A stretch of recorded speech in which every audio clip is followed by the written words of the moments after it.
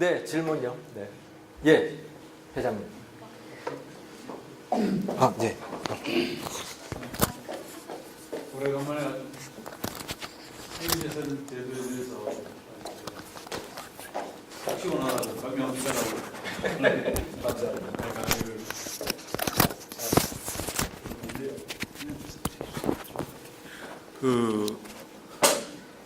마침 경제학도 전공하시고 법학도 전공하셨으니까 마침 이 질문이 적절할 것 같아서 드려보는 말씀인데, 국가는 왜 패망하는가라는 책이 최근에 나와 있지 않습니까? 그 네. 책을 보면은 결국은 지속 발전하는 나라는 포용 국가고, 네. 망했거나 망할 가능성이 있는 나라는 약탈 국가다. 네. 그럼 포용과 약탈의 근본 차이는 뭐냐? 네. 그럼 얼마만큼 사유재산이 잘 보장되어 있는가? 그렇죠. 네. 그걸 기준으로 해서 포용 국가와 약탈 국가를 구분했더라고요. 네. 이게 어디가 포용인지 어디가 약탈인지 이제 아까 쭉 보시면 그 도표하고도 거의 일치하는데, 그런 관점에서 보면 현행 헌법을 전제로 할 때 말이죠, 우리나라가 아직도 그래도 참을 만한, 국민들이 참을 만한 수준의 포용 국가 수준인가, 아니면 약탈 국가 수준으로 넘어가고 있다고 보는가? 네. 예, 그러면 그 약탈 국가 수준으로 넘어가고 있다고 보여지는 것이 크게, 아까 강의하셨다시피 우선 토지 소유권에 대한 그린벨트라는 거, 이거는 우리도 모르는 사이에 어느새 거의 국가 소유 비슷하게 돼버렸죠, 그죠? 40년 전부터. 예, 그 다음에 절대 농지라는 것, 네. 농지에 대한 그린벨트 제한, 그리고 이제 최근에 많이 문제되고 있는 보유세와 거래세, 네. 이 수준이 지금 엄청나게 지금 날로 세족, 세목, 세율, 네. 예, 뭐 거기다가 또 공시지가까지 올리면서 더불어 올라가는 이 부동산에 대한 각종 세금제도, 이런 것들 수준이 아직은 대한민국 헌법에서 공공복리를 위해서는 제한할 수 있다라는 범위 내에 있다고 보십니까? 아니면 이 정도 수준이면 이미 약탈국가 수준으로 넘어가고 있다, 대단히 위험하다라고 보시는지. 네. 예. 네. 아주 어려운 질문을 주셨습니다. 저는 그린벨트는 이미 약탈 국가, 그러니까 약탈이라고 보고요. 그린벨트는 그렇다고 보는 거죠. 보유세는 약탈 수준은 아니었다고 봐요. 그러니까 보유세의 비율 자체가 작았기 때문에, 보유세 금액 자체가 그렇게 크지 않았기 때문에 뭐 약탈이다 아니다라고 말할 정도의 수준은 아니었다고 보는데, 점점 약탈 수준으로 가고 있다.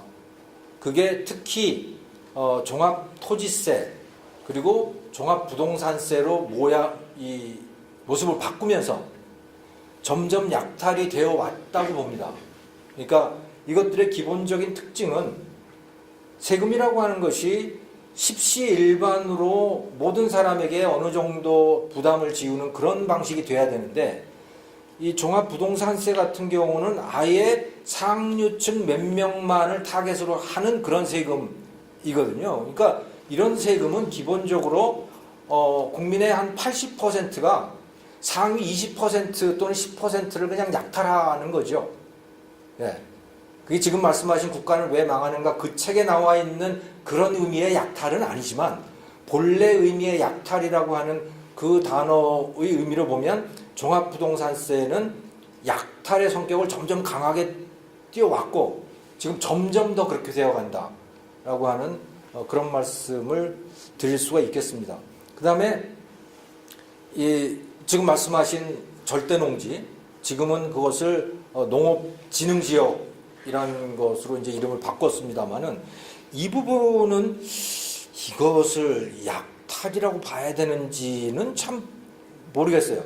그게 굉장히 엄격한 규제고 농민들에게든 도시민들에게든 다 굉장한 족쇄의 역할을 하고 있는데, 근데 사실은 약탈이라고는 보기가 좀 어려운 것이, 그 부분은 농민들이 마치 그것을 자기들을 위한 규제로 알고 있는 거예요.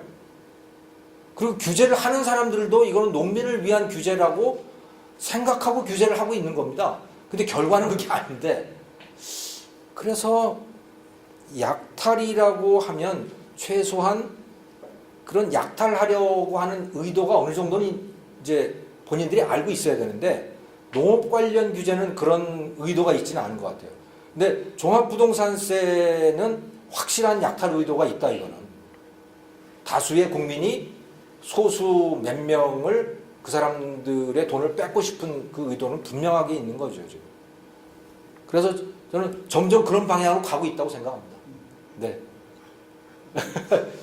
답변이 되시죠? 이미 다 알고 계시는 답변입니다. 그 농지는 사실 식량안보라는 그 70년대에 네. 이식을 가지고 만든 제도 아닙니까? 근데 네, 네. 사실 지금 그런 개념이 식량안보라는 건 없는 거거든요. 예. 근데도 마치 그게 해서 지금 농 가진 사람만 바보 됐잖아요. 밭이나 그렇죠. 잡종지 가진 사람들 네, 네, 다 그렇습니다. 부자가 됐고 네, 네. 논 말이죠. 맞습니다. 네, 옛날 70년대 60년대만 해도 논이 치료가 있는데 네, 절대 농지를 웃기면서 그렇습니다. 그게 사실 자기도 모르는 사이에 보호해 주는 줄 알았더니 알고 보니까 그건 거짓 만든 거죠. 예. 왜 국가가 남의 소유의 땅을 예. 잡종지 가진 사람은 부자가 되고 논 가진 사람은 가난의 예. 역사를 대대손손 가난하게 만듭니까? 맞습니다. 이게 약탈 국가죠. 이제 예. 그렇군요. 네.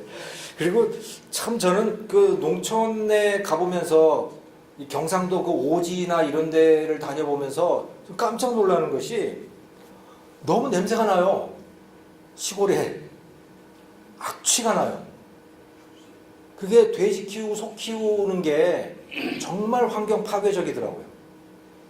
주변에 사람을 살 수 없게 만들더라고요, 아예. 그러니까 우리는 예전에 농업이라고 하는 게 환경 보호적이라고 생각을 한 거 아닙니까? 농업이 있으면 목가적이고 뭐 다 이렇다고 생각을 하는데, 실제로 농업은 사람을 살기 어렵게, 주변에 아예 사람을 살기 어렵게 만드는 그런 속성을 점점 강하게 가지게 되는 것 같아요. 그래서 무엇 때문에 그 규제를 하고 있는지 헷갈릴 정도로, 네, 그런 상태가 되어버렸습니다. 네, 또 다른 점. 네. 네. 옛날에 다른 데서 강연 들었는데 오랜만에 들었습니다. 네, 감사합니다. 예. 오늘 그 사실 좋은 강의 잘 들었고요. 농지 저도 뭐 어릴 때는 시골에 자랐는데 네. 현재는 뭐 그 농사 짓는 형제도 없고 그런데 농지 규제법이라든지 저런 거는 최근에 어디 들어보니까 지금 실제로 한 40대, 50대 장년층이 농사 짓는 그 인구하고 네. 뭐 농업에 관련된 각종 기관들 네. 그 사람들 숫자하고 비슷하대요. 그렇죠. 농업 화이트 칼라들이. 그러니까 예.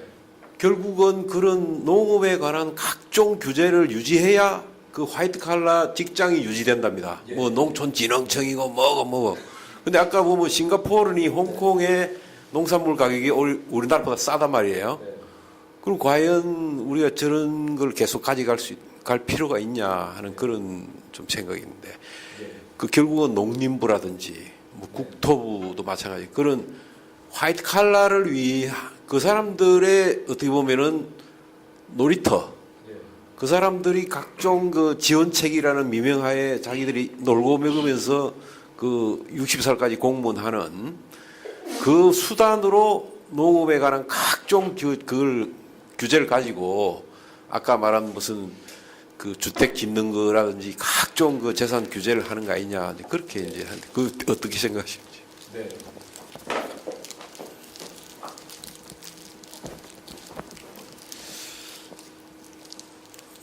(95% 동의합니다. 선생님 말씀에 95% 동의를 하고, 진짜 문제는 농업 화이트 칼라들인데요. 화이트 칼라를 그러네요. 예. 그러니까 농사 짓는 사람이 아니고 예. 농사의 주변을 형성하고 있는 그 사람들이고, 진짜 농민들, 지금 농민 평균 연령이 67세입니다. 그러니까 도시 사람으로 생각을 하면 은퇴를 해도 몇 번씩을 하는 그런 나이예요. 그러니까 실질적으로 우리나라에 농민이 없습니다.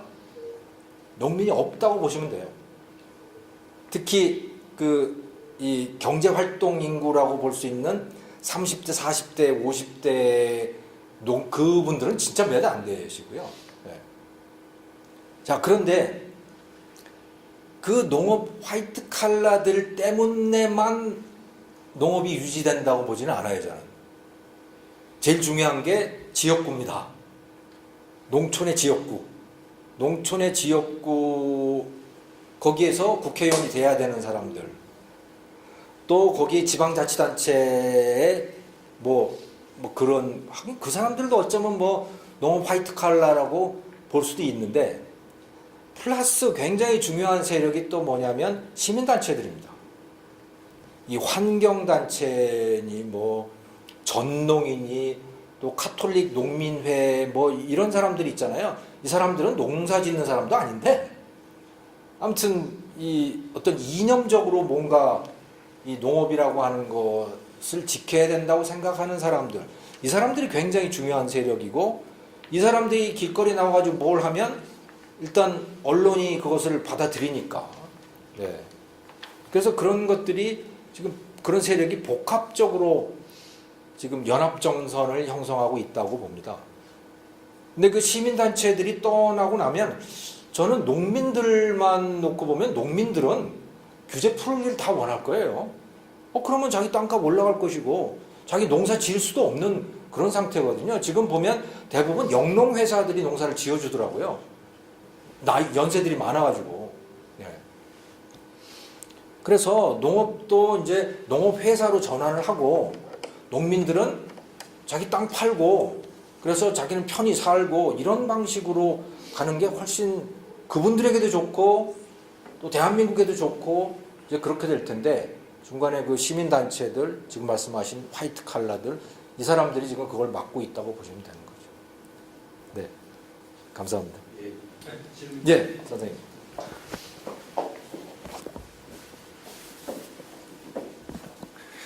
네, 교수님께서 이 사유재산과 토지 공개념, 네. 오늘의 주제고 이제 책의 제목인데 그 대비되는 개념에 대해서 이제 교수님의 입장, 아주 설명을 잘 들었고 충분히 이해를 했습니다. 근데 아까 이제 박사학위를 공부하실 때 그 주된 그 내용이 회사법, 그다음에 회사의 지배구조, 그거에 대해서 공부를 이제 하셨다고 아까 말씀을 해주셨는데, 조금 이제 이 부동산이나 이제 토지하고는 거리가 먼 거지만은 같은 맥락에서 최근 그 이슈가 되고 있는 기업의 지배 구조와 그 스튜어드십 코드, 이제 요거에 대해서는 교수님께서 좀 어떤 생각을 하고 계신지 혹시 고견이 있으면 한번 말씀을 부탁드리겠습니다.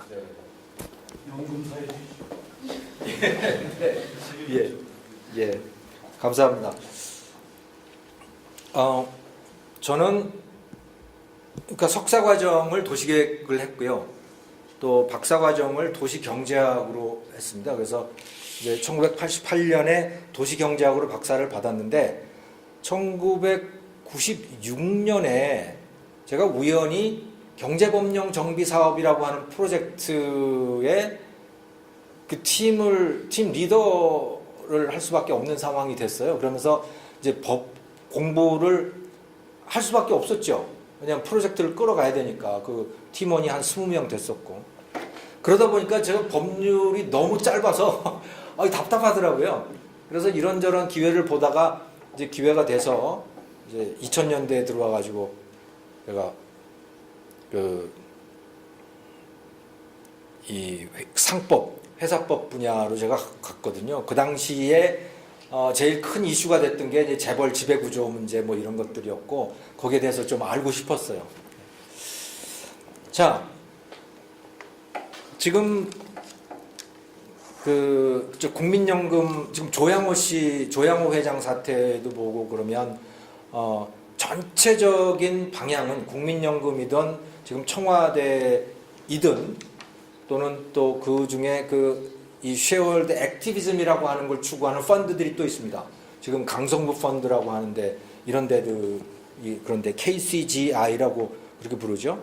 이제 이분들이 그 기업의 지배 구조에 대해서 강력히 개입하기를 원하는 거죠. 그 기업의 지배 구조라고 하는 건 사실은 기업이라기보다는 총수입니다. 총수의 지배 체제, 오너 경영이라고 하는 것을 이제 무너뜨리길 원하는 거죠. 스튜어드십 코드라고 하는 것도 기본적으로 그런 방향을 지향을 하고 있고요. 자, 어떻게 될 거냐? 전망을 해보면 저는 많은 경우들이 그렇게 넘어갈 거라고 봐요. 저는 대한항공이 이미 그런 방향으로 지금 들어섰고, 지금 보시면 대한항공의 그 조원태 사장이라는 사람 있잖아요. 조양호 회장 아들. 그래서 그 사람과 그 일가족이 물려받을 그 지분을 쭉 계산을 해보면 그게 지금은 한 28%가 됩니다. 한진칼의 경우에 한진칼이 지주회사인데, 예. 거기 28%를 갖고 있어요. 그러니까 조양호, 조원태, 조현아, 조현민 뭐 이렇게 해가지고 한 28%를 갖고 있는데, 그 중에 조양호 회장의 지분이 18% 정도가 돼요. 자, 여기서 상속세 65%를 납부하고 나면 얼마가 남냐면 거기서 11%가 떨어져 나옵니다. 그럼 한 17%가 남아요. 지금 28% 중에. 그런데 강성부 펀드와 또 국민연금과 이거를 합치면 20.35%인가가 돼요. 그래서 단순 계산을 해보면 이 강성부 펀드와 국민연금 연합군이 그 조양호 후계, 그러니까 조원태, 그 조씨 일가의 지분율보다 높아지게 돼 있어요. 네. 그러면 단순한 표대결을 하게 되면 이제 지배권이 넘어가게 되죠. 자, 이런 상태에서 아마도 그 조원태나 이 사람들이 분명히 어딘가에 이제 손을 내밀겠죠.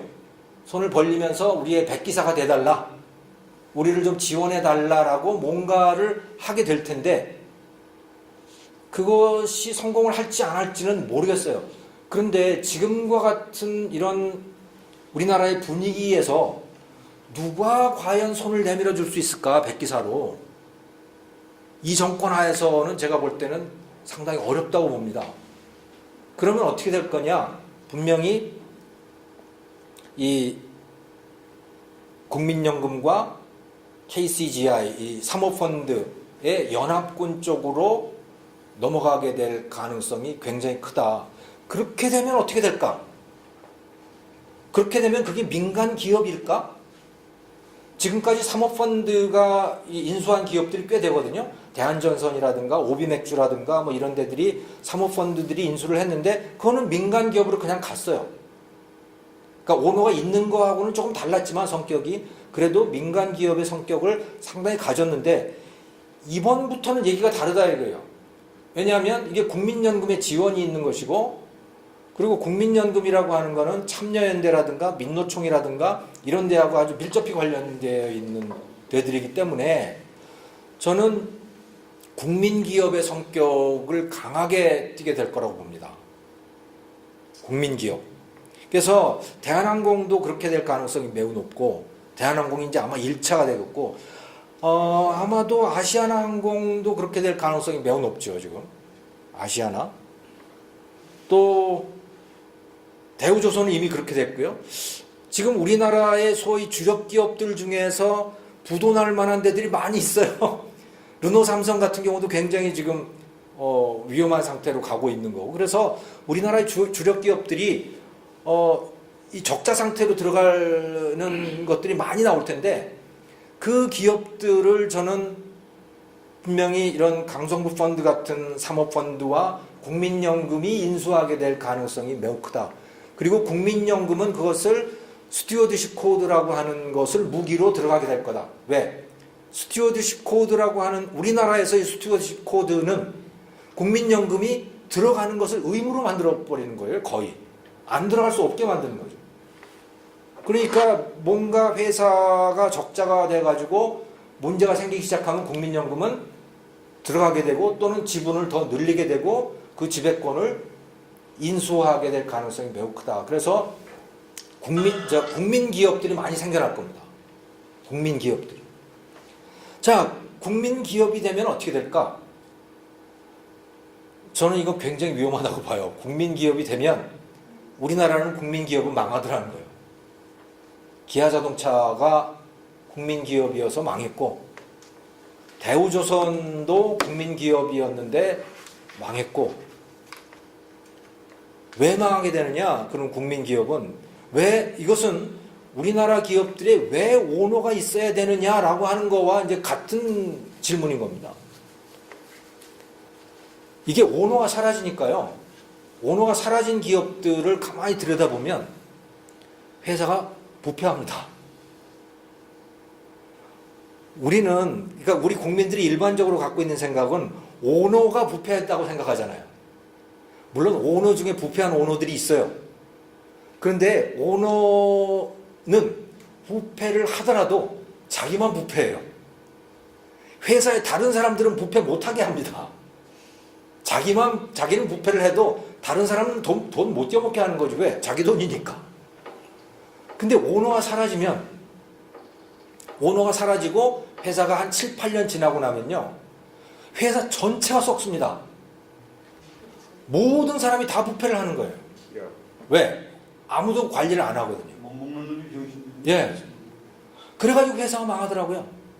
기아자동차도 그렇게 망했고 대우조선도 그렇게 망했고 수많은 그 노동자 자주관리 기업들이 있었어요. 우리나라에 1998년에 회사들이 망하면서 노동자들이 인수한 기업들이 꽤 있었거든요. 조그만 기업들 다 망했어요. 그거 다 망했어. 다 이런 식으로 망하는 겁니다. 아니면 자기들끼리 싸워서 망하든가. 그래서 우리나라는 오너가 없으면 회사가 망해요. 미국도 마찬가지 아닙니까? 미국은 안 그렇습니다. 국유기업이 성공하는 데가 어디 있습니까? 국유기업이 아니고 그 대주주가 우리나라와 같은 총수가 없는 그런 기업들이 성공하는 데가 미국과 영국입니다. 두 나라밖에 없어요. 그래서 이것을 우리 이 교수님 잘 아시겠습니다만 파이낸스 그 논문들에서 아메리칸 익셉셔널리즘이라고 그러거든요. 미국 예외주의. 미국은 이상한 거예요. 미국은 전문 경영인이 해도 성공을 하는 겁니다. 그럼 전문 경영인이 하는데 어떻게 성공을 하는가? 그 전문 경영인의 행태가 나머지 나라들과 매우 다른 거예요. 그것을 아주 상징적으로 보여주고 있는 사람이 잭 웰치라는 사람이거든요. 잭 웰치는 전문 경영인이잖아요. 회사 지분이 없었습니다. 근데 이 사람은 뭘 했느냐? 매년 직원평가, 사업평가를 해가지고 하위 10%는 매년 잘라냈어요. 전문 경영인이 매년 자기 손에 피를 묻힌 겁니다. 그러면서 최고의 사업부, 최고의 사람들로만 회사를 채우는 거죠. 그래서 회사 경쟁력을 매우 높였거든요. 미국은 전문 경영인이 이게 기본입니다, 사실은. 그건 오르신 말씀인데 네. 그 지배구조가 지배구조가 국유펀드에 의해서 조성된 기업은 아니잖아요. 아니죠. 일반 시장 펀드죠. 그렇죠. 예, 바로 그게 중요한 거죠. 예. 국가에서 자꾸 국가 자금이나 아니면 국가 관리하는 자금에서 사기업을 통제하면 네. 그 100%가 망합니다. 중국이 가장 큰 문제가 그거거든요. 아까 말씀하신 게 국민기업이 될 거다. 예. 저는 그 단어에 딱 거부감이 오는 게 네. 나도 국민인데 네. 대한항공은 내가 거기에 오너 중에 한 사람이라는 의식이 있나요? 그거는 결국은 국민연금이 그 주요 역할을 하는 거고 국민연금은 국민연금의 그 경영진을 임명하는 정부 쉽게 네. 정권에서 움직이는 거니까 그건 정권 기업 내지는 정부 기업이지 저는 국민 기업이라는 용어는 적절치 않다라는 생각이 들거든요. 네. 국민하면 국민은 상당히 선량하고 국민은 상당히 착한 집단이라고 연상이 되잖아요. 근데 그거는 절대 착한 집단이 관여하는 게 아니거든요. 상당히 악의적인 의도가 있는 뭔가 집단이 관여하는 게 돼버리잖아요. 그러니까 저희들이 저쪽에서 국민 기업이라고 좋은 미명하에 그런 말을 쓰죠. 자기들이 요거부터 정리해야 된다. 네. 이게 만약에 대한항공이 아까 말씀하는 그런 결과가 초래됐는데 그걸 가리켜서 국민기업이 된다라고 하면 어느 대한민국 국민이 거기에 동의할 수 있으면 그게 무슨 국민기업입니까? 예. 그건 어떤 특정 집단이 좌지우지하는 아주 이상한 기업이 되는 거죠. 뭐 굳이 본다면 정부가 조종하는 예, 기업. 이름을 잘 지어야 될 것 같습니다. 국민기업이라고 그쪽에서 주장을 하는 거죠. 예, 기아자동차가 계속 국민 기업을 주장을 했거든요. 그리고 이게 또 재밌는 게 그 영국이 1970년대에 60년대 말 70년대 초에 조선소들이 다 망하거든요. 조선소들이 다 망하는데 그때 이 조선소 노동자들이 이제 국민 기업을 들고 나온 거예요. 거기서도. 그래가지고 비틀즈의 존 레논이니 뭐 이런 사람들이 다 거기 끼어들어가지고서 이제 국민 기업 운동을 합니다. 똑같이 그런 다 망했죠, 근데. 네, 다 망했죠. 기아자동차는 제 기억에 조금 다른 게 국민연금이 끼어든 게 아니고 그 당시에 국민주라고 그래서 팔았잖아요, 많이. 예. 일반이. 그래서 이제 국민 기업이다 이렇게 했는데 저도 거기다 납품하는 일을 많이 했었는데 네. 그때도 노동조합에다가 안 바치면은 통과가 안 돼 우선. 그다음에 또 관리자한테 가서 또 바쳐야 돼. 네. 그러니까 이게 막 다 먹는 꼴이 되는 거지 기본적으로. 그러니까 회사가 버틸 수가 없는 거지. 네. 모든 납품을 전부 다 뇌물 없으면 뇌물도 한 네. 군데만 하는 게 이중으로 줘야 되는 그런 뇌물을 나는 구축하고. 오너한테 좀 주면 미국의 그 차라리 그게 낫지. 오너한테만 살짝 주는 게 낫지. 관리자들 계층별로 네. 노동조합도 다 줘야 미국식의 되니까. 국민기업의 개념이 절대 아니고 네. 그건 중국식의 사회주의식의 기업 그걸 말하는 거기 때문에 저는 절대 거기에 동의 못 해요. 네. 알겠습니다. 뭐 용어를 좀 구별해서 써야겠네요. 예, 감사합니다. 감사합니다. 제가 시간이 9시 지나갔는데요. 저 생각에는 우리 김정호 교수 같으신 분이 우리의 그 몽매함을 좀 깨워주시고 우리뿐만 아니고 우리 전 국민을 상대로 좀 이렇게 우리 아까 미친 타파 우리가 정말 잘못 갖고 있는 개념들이 많잖아요. 그런 것을 좀 하나 하시는데 무지몽매한 국민들을 깨워주시는데 더 좀 힘차게 좀 나서주시기를 전도서가 많네요. 예, 나서주시기를 제가 바라면서 앞으로 좀 많은 활동을 기대하겠습니다. 정도 홍님은 랩 한번 하시면 다 잊어먹었어요. 첫 소절만 한번 해주세요. 첫 소절만. 첫 소절만요? 네. 자, 박수 쳐주세요.